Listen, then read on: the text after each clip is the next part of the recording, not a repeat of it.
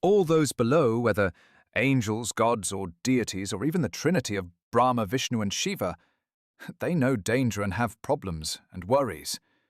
And there are other higher beings as well, such as the Dyuga, the mind, the negative power itself.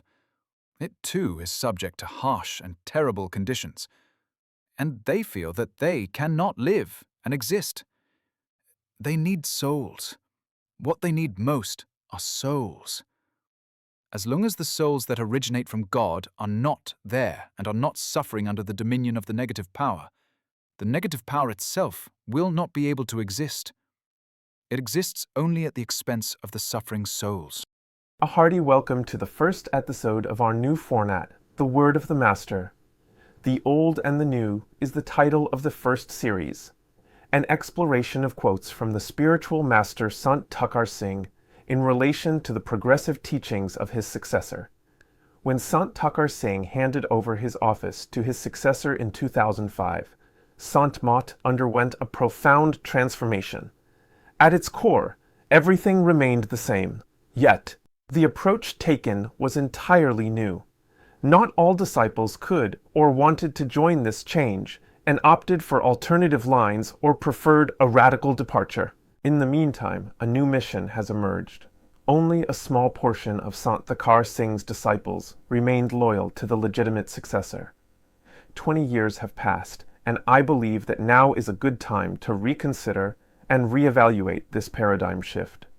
The relatively long passage of time may now allow for a more sober and clearer view of things than was possible at the beginning of the new mastership. The first few years, especially until 2010, were turbulent and chaotic. The new mission first had to find its footing and get in tune with the new rhythm. Perhaps this series can also serve as a guide for seekers and questioners. So let's get right into the topic.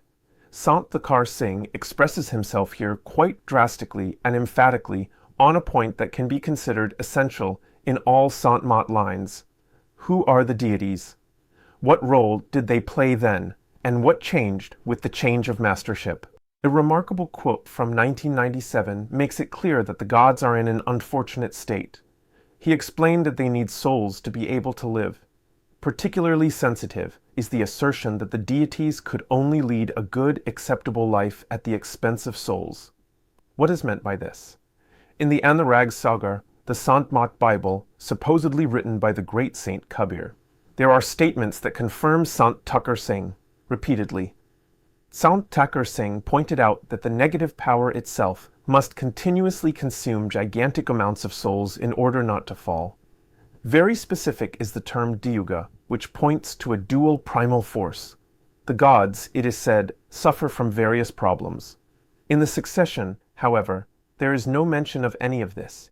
The gods are equated with the highest god and are therefore above all difficulties.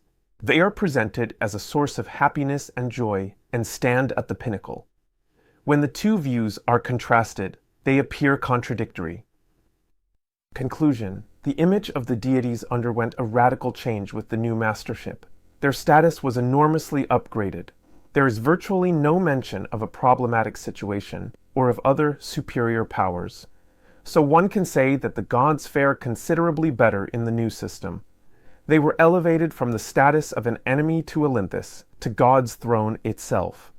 This quote already makes it clear why many found it difficult to go along.